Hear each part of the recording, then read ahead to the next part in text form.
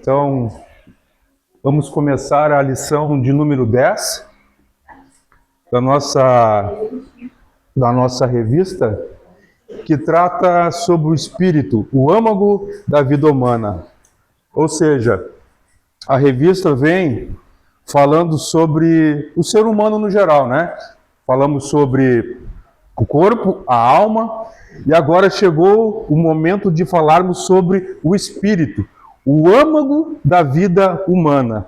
E antes de mais nada, antes de lermos algum texto aqui da Bíblia ou da revista, eu pergunto para os irmãos, o que é âmago? Como poderíamos definir como brasileiros falantes da língua portuguesa? Algo que deveria ser simples, mas às vezes a língua complica um pouco, né? Então, o que é o âmago? Que é o cerne da lição, né? O espírito, o âmago da vida humana. O âmago da vida do ser humano. Ou seja, âmago, a palavra âmago, ela é o centro, o miolo, aquilo que não muda com vento nenhum. É a raiz, o núcleo, o ponto onde mora a essência. Vocês conseguem entender o que o escritor da lição está tentando nos passar? O que nós vamos tratar no dia de hoje, nessa manhã? Âmago. O âmago da vida humana. E nós estamos falando do quê? Do espírito. O espírito humano, mas com certeza ele está conectado com o Espírito Santo de Deus. Então, a introdução vai dizer assim: já estudamos a respeito do corpo e da alma. Nesta lição estudaremos acerca do espírito. Veremos como nos foi comunicado pelo Criador. Trataremos de sua divisão em relação à alma e a sua importância para a nossa comunhão com Deus, em santificação e adoração. A palavra-chave do estudo é espírito. O espírito aqui é o espírito humano, né? Então a introdução: o espírito é a fonte da vida recebida de Deus, o nosso Criador, que usa e transmite essa vida à alma, que por sua vez a expressa por meio do corpo. E o espírito ele é o âmago, né? O cerne, ele é o centro, ele é o miolo, a parte mais profunda e íntima do ser humano. Ele está entranhado com a alma e inseparável dela. Você consegue entender, compreender o começo da lição, já como introdução, já nos mostrando a importância que tem o espírito humano, aqui falando, sendo que nós vamos tratar também um pouco do Espírito de Deus. Então, o primeiro tópico fala sobre o sopro divino, a concessão do Espírito. Fôlego de vida, o fôlego de vida, feito de uma matéria pré-existente, o pó da terra, o corpo humano estava inerte, até receber o sopro divino, o fôlego da vida. Ato pelo qual Deus deu ao homem o espírito e o tornou alma vivente. Até então, toda a criação havia sido feita mediante o emprego de ordens verbais. Haja, ajuntem-se, produza. E o homem, contudo, recebeu vida por uma comunicação especial, o elemento espiritual soprado por Deus. A matéria recebeu vida espiritual consciente, constituída de espírito e alma. O espírito é a parte imaterial através da qual estabelecemos nossa comunhão com o Criador. A vida que o espírito recebe de Deus é por ele transmitida à alma. Esta, por sua vez, é expressa por meio do corpo. Portanto, o espírito é o âmago, a parte mais profunda e íntima do ser humano, entranhado com a alma e inseparável dela. Amém? A gente vai chegar, tem um tópico referente a isso também, sobre a separação da alma e do corpo ali. Mas aqui no primeiro tópico, o espírito humano não é... A gente às vezes confunde, mas o espírito humano ele não é o fôlego de vida. O fôlego de vida foi o que Deus soprou no corpo que ele construiu ali com as mãos, né? com o homem feito do pó. Então ele sopra, mas foi dado no momento do sopro divino, né? Esse espírito humano, quando Deus soprou com o seu espírito, porque o sopro aqui é o Espírito de Deus, né? Então, aquele ser inanimado tornou-se em vida. O homem recebeu vida por uma comunicação especial. Deus soprou. Quando Deus soprou, então nós nos tornamos seres viventes. Pode ler Gênesis 2:7, Kátia, por favor? Ali fala sobre... Está na revista até, se tu puder ler ali na leitura bíblica em classe, ó, Gênesis 2. É a primeira... Gênesis 2:7. E formou o Senhor Deus o homem do pó da terra e soprou em seus narizes o fôlego da vida, e o homem foi feito a alma vivente. O português, ele é lindo, é bonito, eu gosto do português, mas quando se trata da palavra de Deus, aqui foi escrito em hebraico essa passagem, né? Em Gênesis 2:7, vida, ela é a palavra em hebraico, Raim ou Shaim, ela está no plural, ela não está no singular. Então, quando Deus fala ali, e formou o Senhor Deus o homem do pó da terra, e soprou em seus narizes soprou em seus narizes o fôlego da vida. Esse vida, ele está no plural. Os nossos verbos aqui são diferentes no português, né? Mas aqui, quando Deus fala em vida, ele está falando no plural. Ou seja, ele está falando do espírito, ele está falando da alma e está falando do corpo. Tornou-se vida. O homem se tornou vivo. Então, aqui os elementos estavam completos. Quer ler o segundo, Kátia? A singularidade do espírito? A singularidade do espírito. A alma e o espírito são mencionados ao longo do Antigo e Novo Testamento como componentes imateriais distintos. Zacarias 12:1 diz que Deus forma o espírito do homem dentro dele. Jó faz referência ao corpo, representado pela boca, e ao espírito e à alma. Jó 7:11. Há também o bem conhecido texto de Eclesiastes 12:7. E o pó volte à terra como o era, e o espírito volte a Deus que o deu. O retorno do espírito para Deus se dá junto com a alma, consciente das ações humanas, boas ou más. Lucas 16, 22, 25 e Apocalipse 24. Neste texto, como em outros, o termo hebraico para o espírito é representativo dos dois elementos espirituais. Gênesis 45, 27, Salmos 146, 4 e 1 Samuel 30, 12. Da mesma sorte, em diversas passagens, Nefesh, alma, é tomada pelo todo imaterial. Gênesis 35, 18 e 1 Reis 17, 21. Então, a singularidade do espírito. O espírito ele é singular, como a gente viu aqui, né? E singular é algo que é único, né? Já que estamos falando da linguagem portuguesa, singular é algo que é único. Plural é mais do que um. Então, singularidade é um. Então, é algo único. O espírito humano, ele é único. E aqui nessa passagem, eu separei um dos textos, que é Jó, capítulo 7, versículo 11, que Jó diz assim: por isso não reprimirei a minha boca, falarei na angústia do meu espírito, queixar-me-ei na amargura da minha alma. Aqui você consegue ver a complexidade do ser humano nesta frase de Jó, tanto o corpo quanto a alma quanto o espírito.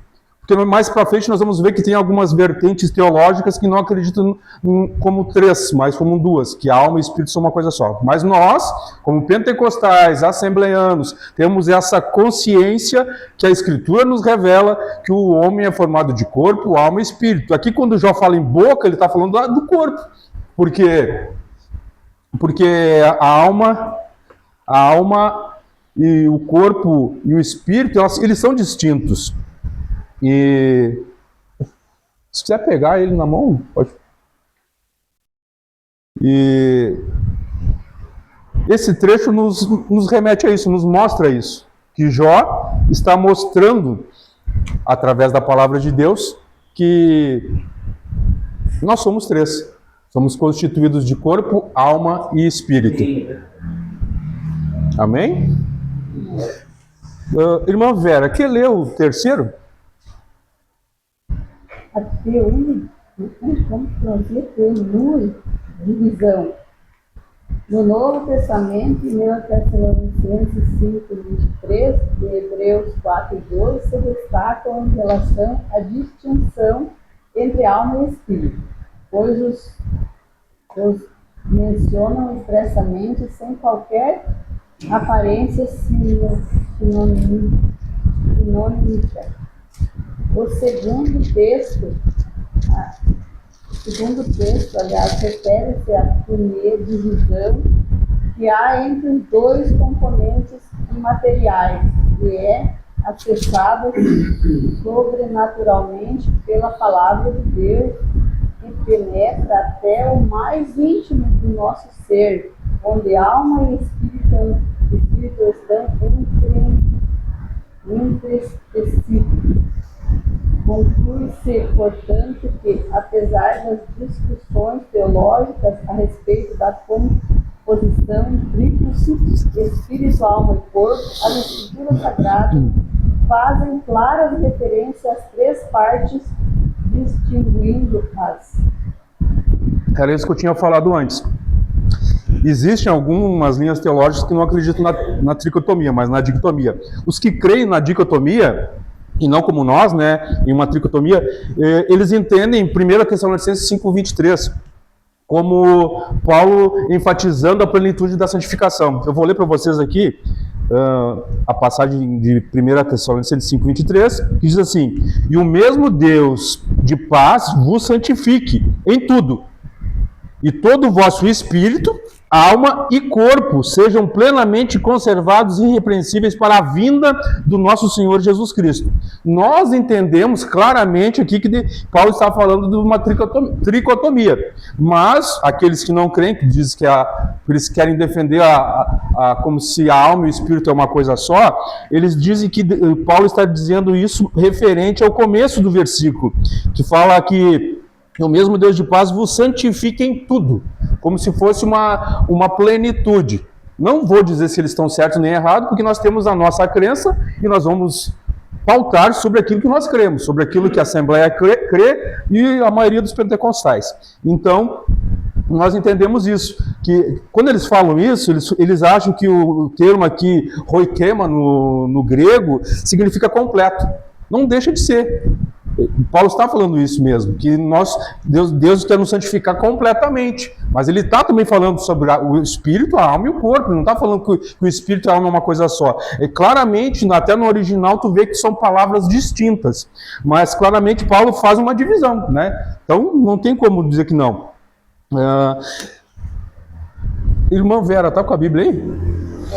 Abre em Hebreus, capítulo 4, é bem conhecida a passagem, né? Capítulo 4, versículo 12. Hebreus 4, versículo 12. 12. Isso. Porque a palavra de Deus é viva e eficaz, e mais penetrante do que uma espada alguma de dois gumes, e penetra até a divisão da alma e do espírito, e das juntas e medulas, e é apta para discernir os pensamentos e intenções do coração. Glória a Deus. Uma palavra bem conhecida, muitas vezes mal interpretada, mas aqui eu quero dar ênfase no que Paulo está dizendo. Paulo não, né? Porque a gente não tem certeza. Os católicos dizem que foi Paulo que escreveu Hebreus. Nós não batemos a possibilidade que sim, a possibilidade que não. Mas isso é outro assunto. Em Hebreus 4:12, aqui Paulo está usando de uma metáfora, né? E ao mesmo tempo de uma linguagem poética, quando ele fala aqui, porque a palavra de Deus é viva e eficaz, e mais penetrante do que uma espada de dois gumes. Aqui está usando uma metáfora, né? Comparando a palavra com a espada, uma espada de dois gumes, e ao contrário do que todo mundo fala, que a palavra é uma espada, ela corta para os dois lados, corta para lá e corta para cá, isso não é o que o texto está dizendo. Todo mundo fala, mas não é o que o texto está dizendo. O próprio texto diz assim, porque a palavra de Deus é viva, eficaz e mais penetrante. A função de uma espada de dois gumes é como a gente conhece aqui no Brasil como uma adaga. né? Que ela não é feita para cortar, ela é feita para perfurar, para ir mais fundo, mais profundo. E as espadas na época de guerra e coisas afins, a função dela era penetrar, chegar lá no fundo, alcançar o coração do inimigo e o matá-lo. Então aqui ele usa dessa metáfora para dizer que a palavra de Deus é como uma espada que penetra até aquilo. Daí ele usa uma linguagem poética para falar sobre a divisão da alma e do espírito. Porque, em teoria, a alma e o espírito é indivisível. Não tem como tu dividir a alma do espírito. No momento que eu divido a alma e o espírito é morte. Se eu tirar a alma do corpo, o corpo morre. E vice-versa. Se eu tirar... Então, o espírito humano está morto, porque não está mais em contato com Deus. Mas ele ainda está conectado à alma. Por isso que alguns confundem que eles são a mesma coisa. Mas Paulo está dizendo que a palavra de Deus ela é tão poderosa que ela pode penetrar e fazer divisão daquilo que para nós é impossível. É isso que ele está falando. Mas está falando de alma e espírito. Amém? Vamos adiante. O próximo tópico: espírito, pecado e santificação. Irmã Beth, quer ler este? Pecados do espírito. Existem pecados do corpo, como a prostituição da alma.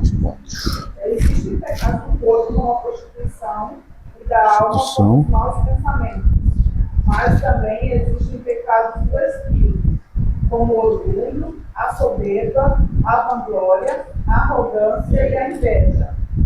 Estes costumam ser piores que os pecados do corpo, sutis e às vezes ocultos.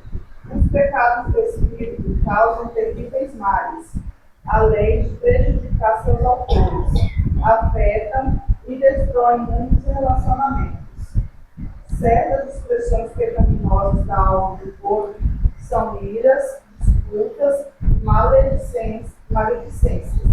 Geralmente, são reflexos do pecado do espírito.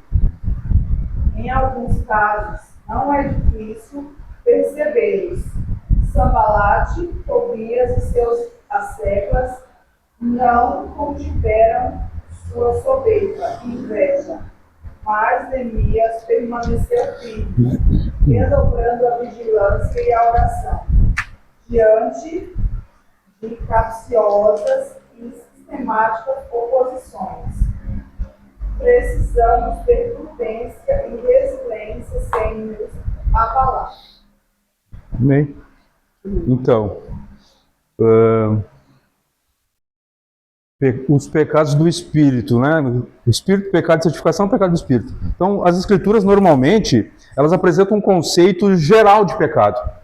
A transgressão, ela se dá como um todo, né? O corpo, alma e espírito. Contudo, todavia, porém, é possível extrair referências específicas em relação ao pecado no corpo, na alma e no espírito. É possível. Exemplo, o corpo. O corpo, nós vemos o pecado da prostituição, ele se dá no corpo. Né? A alma, os maus pensamentos, como a gente viu, que a sede dos nossos sentimentos é a alma. Os pensamentos fazem parte da alma. Nas lições passadas nós vimos isso. E o espírito? Aqui a lição fala, ele não dá muita explicação, o autor, tanto na revista quanto no livreto, mas ele fala que esses pecados são do espírito. O orgulho, soberba, vanglória, arrogância e inveja. Mas ele dá um texto para nós. E esse texto está em 1 Timóteo 3,6. Mas se nós lermos do 2 em diante, 1 Timóteo 3, dos 2 ao 6. 3, do 2 ao 6. 1 Timóteo 3, do 2 ao 6.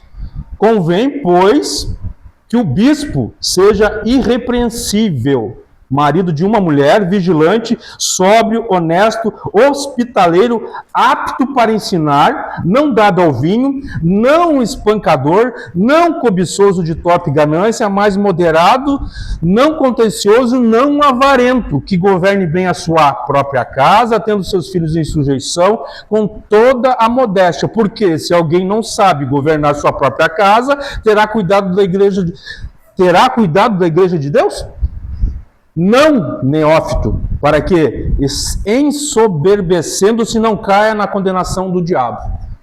Amém? Para que nós possamos entender. Eu peguei todo o contexto para chegarmos naquilo que ele citou aqui. Ele citou apenas o versículo 6, mas tem um contexto. Então o versículo 6 diz assim: não, neófito, para que ensoberbecendo-se, não caia na condenação do diabo. Aqui está falando do pecado do espírito. E qual foi o pecado do diabo? Por que o diabo caiu? Né? Ele caiu porque ele se ensoberbeceu. E o diabo não tem corpo e não tem alma. Ele é um espírito. É um pecado espiritual. Ensoberbecer-se. Achar que é algo quando não é. Quando eu penso que eu sou algo em mim, eu estou caindo nesse pecado. Um pecado do espírito. Porque eu estou me achando, como diz as nossas gírias atuais, né? Ele está se achando. Então, isso é o normal naquele que é caído e que tem o espírito morto. Está desconectado de Deus. Esse se ensoberbece, porque estão nesse pecado que é o da queda de Lúcifer, né? Lúcifer não gosto desse termo Lúcifer, mas do Satanás. Detalhe, Lúcifer não existe nas traduções, é uma tradução errada. Pesquisem. Pesquisem que essa tradução não é condizente com o original. A gente até usa às vezes, mas Lúcifer não é bíblico, mas Satanás sim. Então é nesse pecado que o diabo caiu e é nisso que o autor está falando, né? O pecado do espírito: orgulho, soberba, vanglória, arrogância e inveja. Então é disso que se trata esse tópico. E o seguinte: raízes do pecado. Vamos ver, ele quer ler isso aí? Pode ler, assim, não? Dê para nós, a 2. Raízes do pecado. Em 1 Tessalonicenses 5:13, Paulo trata do processo de santificação Glória a Deus. atingir o ser humano em todo o tempo. A ordem É o 2? é apresentar o espírito, alma e corpo. Não nos parece aleatório. O ato de criação se deu 2 do 2. para o É isso, 2 do 2. mas a redenção se dá do espírito para o físico. É no imaterial que a Bíblia realmente chama de coração, que o pecado fica enraizado. Por isso, a verdadeira santificação acontece É a raiz do pecado. para fora.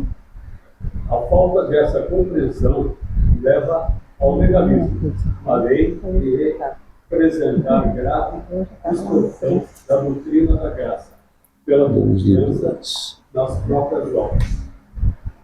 Amém. Eu me apeguei num detalhe aqui, num louvor que a Kátia gosta muito, que fala que a nossa transformação é de dentro para fora. E aqui ele fala que a verdadeira santificação acontece de dentro para fora. Por que eu gosto muito desse termo? Porque eu lembro que quando eu li as Confissões de Agostinho, ele fala, eu até anotei aqui, ele tem uma frase que ficou gravada em mim. Ele diz assim: tarde te amei, ó beleza tão antiga e tão nova. Tarde te amei, eis que estavas dentro de mim, e eu andava do lado de fora, e te procurava ali. Feio, precipitei-me sobre as formosas coisas que criaste. Estavas comigo, e eu não estava contigo. As coisas criadas me retinham de ti, e se nelas não estivesse, não existiriam. Então, provavelmente Agostinho escreveu isso lá no ano 397, 398, ou seja, nos primórdios do cristianismo. Aqui ainda não existia os protestantes, os católicos, tantas denominações. Aqui só existia a igreja verdadeira ainda, né? Ainda não tinha se dividido tanto como hoje. Então eu gosto dessas coisas dos pais da igreja, e quando eu li Agostinho ficou gravado, não só essa, mas várias coisas. E aqui, estudando a lição, me veio à mente Agostinho. Então, a regeneração, ela começa no espírito. Este regenerar a alma que reflete no corpo, como a gente já viu no começo ali. Um vai passando para o outro. Então, a regeneração, ela começa no espírito. Porque o espírito, quando o homem pecou e morreu, o que morreu? Morreu o espírito. Houve separação entre Deus e o homem. Pecado, o Romanos fala, Paulo vai dizer em Romanos que o pecado faz separação entre Deus e o homem.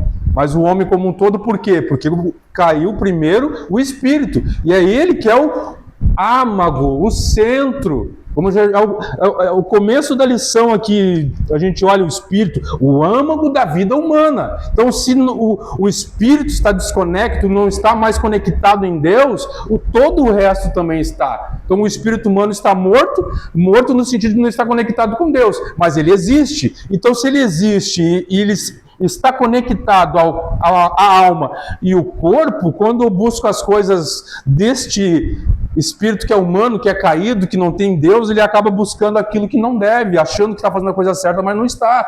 Começa assim soberbecer, assim como, digamos, Caim, ao apresentar uma oferta dizendo para Deus assim: eu sou capaz de cuidar do jardim.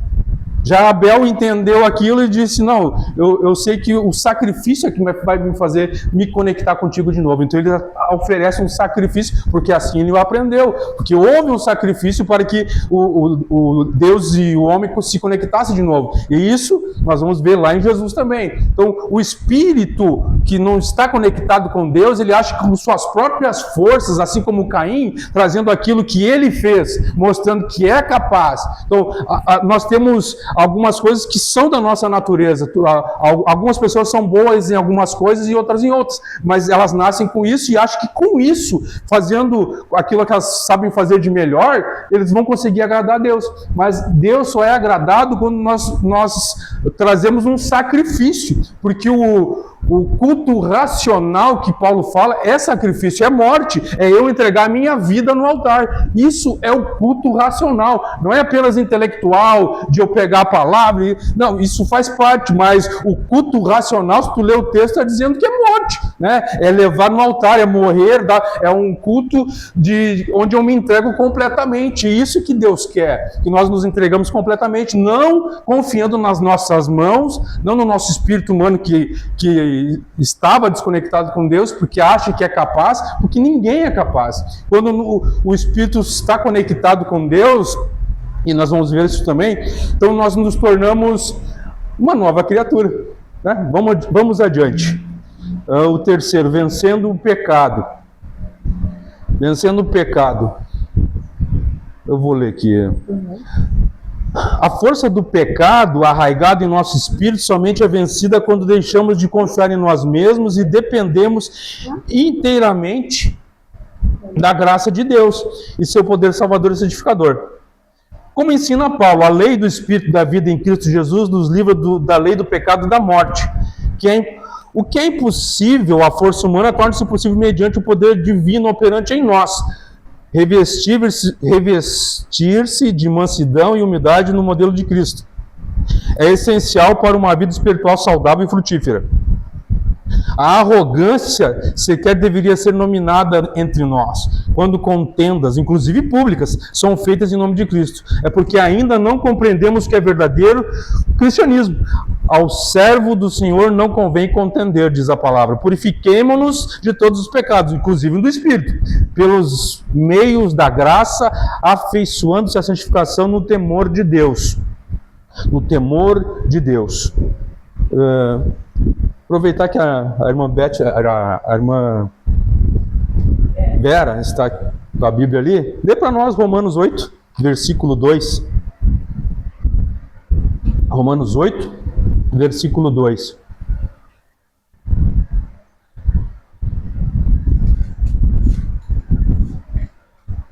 Romanos 8, versículo 2.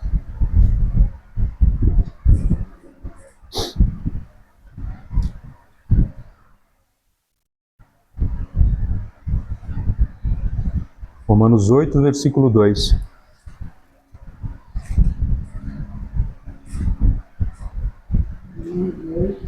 versículo 2.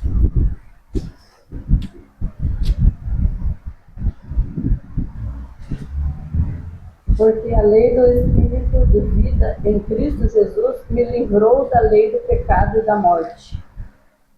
Isso é o que a gente leu, né? A lei... Lê de novo, irmão. Porque a lei do Espírito de vida em Cristo Jesus me livrou da lei do pecado e da morte. Então ela nos livrou, né? Em Tiago capítulo 4, versículo 6, diz assim: antes ele dá maior graça, portanto diz, Deus resiste aos soberbos, mas dá graça aos humildes. Então a soberba, ela é um pecado do espírito, é aquele que não está conectado com Deus, que ainda está morto em seus pecados, então ele não consegue, né, agradar a Deus. Então a confiança nas próprias obras, ela leva à arrogância, como eu já vinha falando, né? Quando nós confiamos naquilo que nós somos capazes de fazer humanamente, nós podemos cair em pecado. Apesar de eu ser bom em alguma coisa, não quer dizer que isso me torna melhor do que um irmão dentro da obra do Senhor.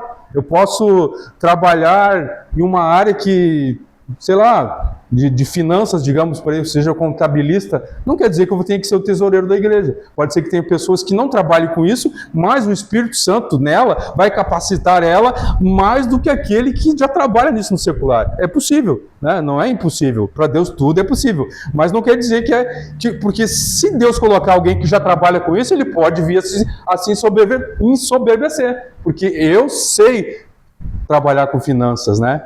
A gente trabalha com isso, mas não quer dizer que a gente seja melhor naquilo que faz. Mas nós podemos cair nisso. Então, o caminho do cristão é a vigilância pessoal e contínua, a busca da purificação. Não importa o cargo que nós exercemos dentro da igreja, nós temos que buscar isso, a vigilância, para não cairmos nesse pecado do espírito, de achar que eu sou insubstituível dentro da igreja, porque só eu sei fazer isso. Deus levanta do pó, se Ele quiser. Alguém que não sabe nem ler nem escrever, que não sabe fazer nada, que não tem aptidão nenhuma no mundo. Mas quando se converte, Deus transforma. O Espírito, que é o cerne, que é um âmago, que é o que necessita ser mudado para que o resto mude. Se o Espírito não mudar, não tem como a alma mudar, não tem como o corpo refletir. Vocês entendem isso, a importância do Espírito? Então, a palavra de Deus é algo louco, né? É loucura para aqueles que não creem realmente. Vão falando aí, né, sobre a pessoa, né, o espírito capacitado para fazer algo, e isso acontece quando a pessoa, né, não tem avareza, não tem orgulho, e se coloca no lugar de servo. Exato, irmão. Já tem que ser uma nova criatura. Quando você se coloca no lugar de servo, pode ser o governador. Exato. Mas você não pensa, eu sou o governador do Brasil ou do Rio Grande do Sul. Não. Eu sou o governador, como se você se coloca no lugar de servo. É só um exemplo, né? Sim. Eu sou o governador, mas eu estou aqui para servir. Quer ver? Para ajudar as pessoas, para fazer com que as pessoas cresçam. E isso aí acontece quando você tira do seu coração, exato, da mente, do espírito, essas coisas. Isso é o poder de Deus. Quando você faz algo, que aquela pessoa se sentiu bem, foi abraçado, supriu a necessidade da pessoa. Uhum. Aí quando você tira, né? Sim. O seu espírito, essas coisas que não... Quer ver algo que é realmente louco, que o ímpio não consegue entender? É que na igreja é o único lugar no mundo onde o professor, o advogado, um juiz senta para escutar, às vezes, um iletrado, mas que ele é conhecedor da palavra, que ele tem vida com Deus, tem um espírito regenerado, e Deus transforma e usa uma pessoa como um Pedro da vida, que era um ogro, que era algo, né, mas é transformado por Deus, prega e multidões se convertem. Mas é o único lugar no mundo onde aquele que tem bacharelado em alguma coisa senta para escutar aquele que não é nada humanamente. Mas para Deus, ele porque ele está em Deus, está conectado com Deus. O Espírito nele está conectado, está vivo, fluindo, e ele busca um entendimento que vem do alto, e Deus, por isso que a gente não pode se vangloriar. daquilo que a gente faz na obra do Senhor. Porque nós não somos melhores que ninguém, é Deus em nós. A obra de Deus não é minha. Não é eu que faço, é Deus que faz. Quando eu busco, quando o Espírito está conectado com Deus, então ele vem, transforma o Espírito, vai na alma e reflete no corpo. Então, isso que que eu, no meu entendimento, acho maravilhoso na igreja do Senhor. Que é isso, que aquele que não é nada lá no mundo, aqui se torna algo. Em Deus, não que seja melhor, mas quando está conectado com Deus, Deus usa. Deus sopra do seu Espírito uma vez mais e traz dons, traz novidade de vida, e ele vai fazer aquilo que Deus quer. É isso que a palavra de Deus é maravilhosa. Então, vamos adiante, né? Já vamos para o terceiro. Regeneração e adoração. O novo nascimento. Glória a Deus. A vitória sobre o pecado começa necessariamente com a experiência espiritual do novo nascimento. Ato divino operado em nosso interior que nos outorga um espírito regenerado. Isso era incompreensível para Nicodemos e seu padrão religioso, assim como é para os que desejam mostrar aparência de piedade sem terem experimentado o sobrenatural processo de regeneração. Com o espírito ativo resistem à verdade.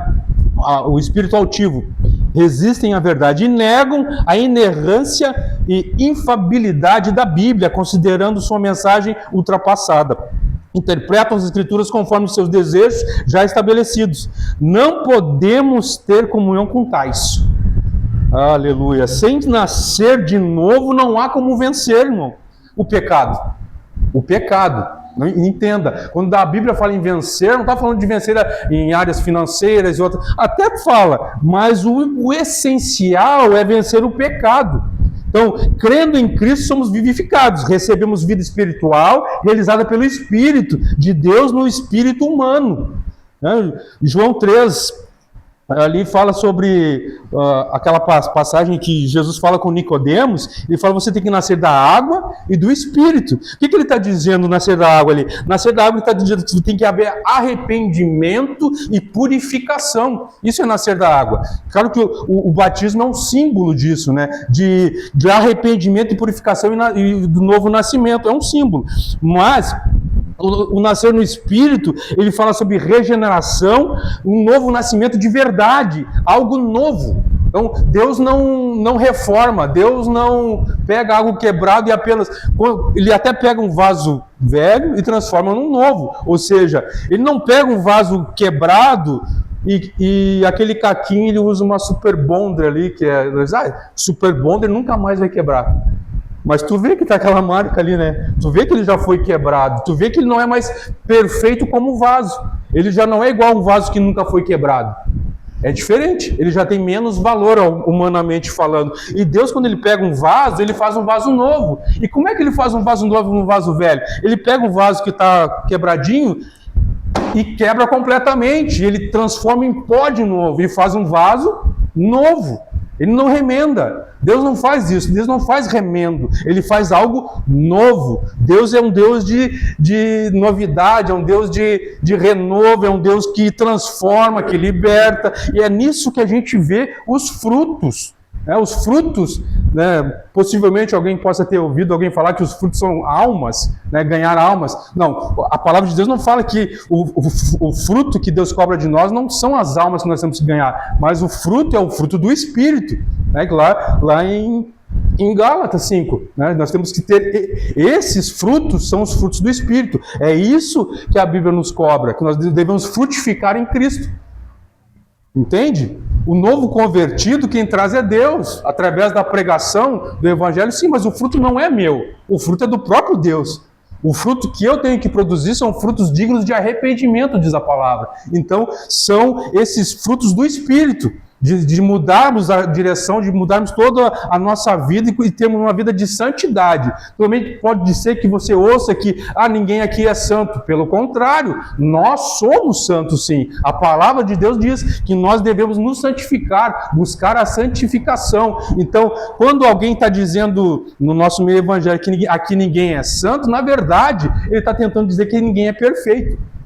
Ninguém é perfeito. Todos nós somos tendenciosos ao pecado, mas a santificação, a palavra no hebraico significa separação. Quando eu me separo, hoje pela manhã, durante a semana, eu me separei, eu me santifiquei para estudar, né? Eu me separei, tirei um tempo, vários tempos, né, durante a semana, hoje também, acordei um pouquinho mais cedo, busquei em espírito, em oração. Isso é santidade, isso é nos santificar, e a Bíblia nos cobra isso, a palavra de Deus nos cobra isso, santificar, buscar o Espírito. Por quê? Porque é Ele que nos transforma. Por isso que acredito eu, que não partir para uma linha mais racional de igrejas por causa disso, porque eu tinha algumas coisas que eu não conseguia aceitar na Assembleia, mas quando eu parto para outras vertentes evangélicas, eu não consigo ficar, por quê? Porque apesar de ter muita palavra, muito disso, muito aquilo, o Espírito parece que não está ali.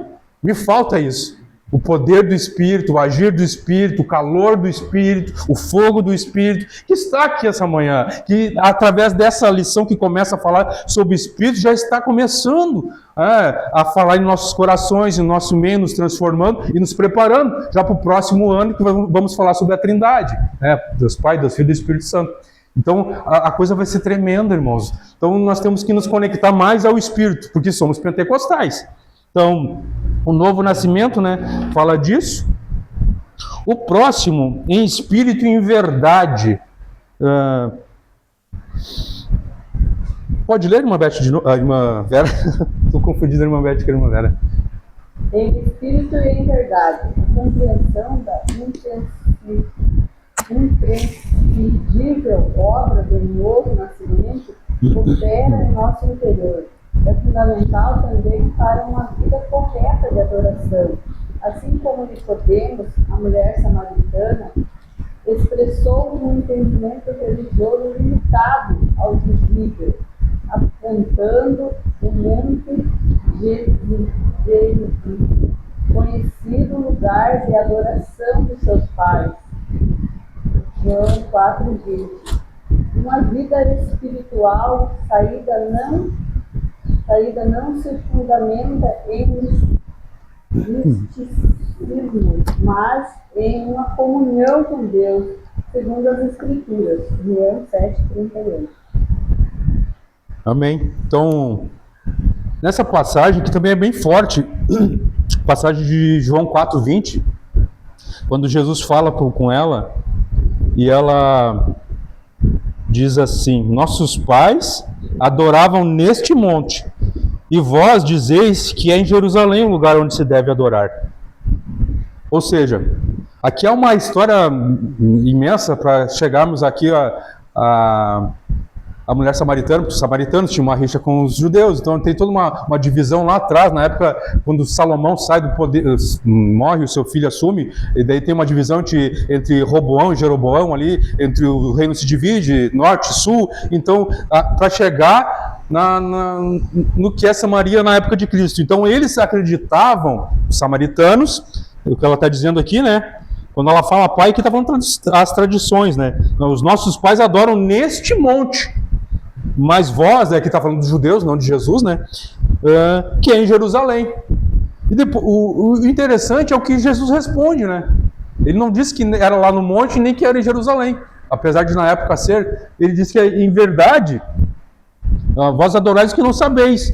Nós adoramos o que sabemos, porque a salvação vem dos judeus. Mas a hora vem, agora é, que os verdadeiros adoradores adorarão o Pai em espírito e em verdade.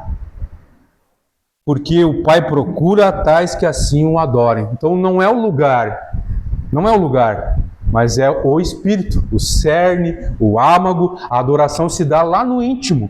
Aonde eu estiver, eu posso estar dentro de um terreiro de Umbanda pregando o Evangelho, mas a adoração está aqui. Eu estou adorando Deus porque o Espírito de Deus está comigo, está aqui dentro. Então eu posso estar no ambiente mais sujo do mundo, fazendo a obra de Deus, mas eu posso estar adorando Deus ali. Então eu não vou fazer um culto lá, mas a adoração minha, particular com Deus, ele é adorado em qualquer lugar. Então por isso que nós devemos andar em espírito, diz a palavra, né? Nós temos que estar sempre conectados com o espírito, sempre orando. Por isso que Paulo fala, orai sem cessar. Não tem como o corpo orar sem cessar, mas o âmago do ser humano, que é corpo, alma e espírito, é o espírito. Em espírito, né, eu consigo estar sempre orando, sempre conectado, sempre dialogando com Deus, falando e escutando. Que às vezes nós esquecemos que a oração é uma via de mão dupla. Mão dupla é uma conversa. Eu falo com Deus e eu tenho que escutar Deus também. E às vezes nós não damos esse tempo para Deus. Nós nos ajoelhamos, colocamos todo o nosso desespero, angústia, desejo, que às vezes não é do espírito e nem da alma, mas é do corpo, necessidades básicas, colocamos, pedimos, e quando Deus vai falar, a gente levanta e vai embora. Esquecemos de voltar em espírito, conectado. Por isso que eu gosto de, pela manhã, já meditar na palavra de Deus, porque se Deus falar comigo, durante todo o dia eu vou poder trazer de volta aquilo à mente, e Deus, em certo momento, vai falar algo que naquele momento eu não deixei aberto a via para Ele responder, mas quando eu busco em oração, e faço meu devocional, e estou ali conectado com Deus, e deixo Deus falar, então Deus vai transformando no espírito, isso vai refletir na alma e no corpo. Então, o espírito humano, né, em espírito, a gente está orando em espírito, mas é o espírito humano, e em verdade é de uma forma verdadeira, né? Tem que ser verdade isso. Então, a profundidade de oração está no âmago, né? Você lembra, né, que a gente está falando bastante no âmago, é o cerne, né? É na profundidade que se dá a adoração. Não é no momento de um culto ali que nós nos emocionamos, parece que está adorando, mas às vezes é só a emoção, é só a alma, não é o espírito. Amém? Eu falo de Silas na prisão, né? Amém? Lá eles não estavam numa situação boa, né? Tinham sido espanjados, estavam machucados, diziam que lá eles estavam no lugar que até pés, coisas tinham. Amém? Não era muito bom lugar, e ali eles adoraram a Deus. Todo motivo para reclamar. E a resposta veio. E por pregar a palavra, por anunciar o que nós estamos. Exatamente. Irmão, se a gente procurar motivo para reclamar, a gente vai ter todos os dias. Porque o mundo é mau. Nós somos cercados de coisas más. Então, nós temos que nos apegar no espírito, as coisas espirituais, porque nós não somos desse mundo, diz a palavra. Nós somos seres espirituais, porque fomos refeitos, né? Fomos criados novamente por Deus, quando nascemos, o novo nascimento. É o que a gente estava falando, né? Eles começaram a adorar o sobrenatural acontecendo. Exatamente. Novo nascimento, e espírito de verdade, um espírito quebrantado. Partindo para o final, vamos ler agora então o espírito quebrantado. O pentecostalismo clássico sempre foi despido de crenças e práticas alheias às escrituras, buscando sempre refletir o autêntico cristianismo bíblico, como Jesus ensinou a samaritana. Deus é espírito e importa que o adoremos, que o adorem em espírito e verdade. A verdadeira e pura adoração nasce de um espírito quebrantado, em simplicidade, sem pretensão de louvor ou glória humana. Então, entendemos, como pentecostais, que a verdadeira adoração, ela nasce de um espírito quebrantado, sem pretensão de louvor ou glória humana. O que eu posso te dizer, irmãos? Às vezes a gente confunde, não digo a nossa aqui, mas a maioria das igrejas que estão nesse século XXI brotando em cada esquina, não é falar mal, é uma crítica construtiva para que nós não venhamos a fazer isso. Porque o louvor hoje, em muitas denominações, não é mais louvor, é um show, é música. Qual que é a diferença do louvor e um show? A música na igreja, desde o seu primórdio até no Velho Testamento, é trazer a comunidade para participar da adoração. Então, quando alguém está louvando ali, ela tem que fazer com que a igreja louve. E quando alguém está louvando, a palavra tem que estar sendo cantada. E não a vontade humana, não a alma, mas o espírito. Porque a palavra de Deus, ela é espírito, não é? Não é espírito? Deus não é espírito e a palavra não é Deus? Então, quando nós cantamos a palavra, há transformação. Por quê? Porque é Deus agindo, é o Espírito Santo agindo e é Deus dando a letra. Coisa que eu não vejo mais é louvores espontâneos, de alguém tocando, cantando e do nada brota uma canção que nunca foi cantada. E o Espírito Santo está usando através da adoração. Isso é adoração, irmãos. Quando o ministro de louvor ou alguém que canta na igreja vem com um louvor e faz com que a igreja acompanhe, que a igreja se conecte com Deus, com o Espírito e comece a louvar junto. Então, louvores conhecidos ajudam.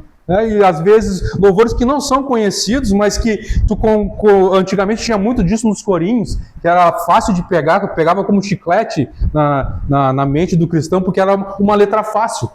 E palavra, ele falava um refrão, 2 e aquilo pegava. Tu cantava e agora vocês repetem comigo.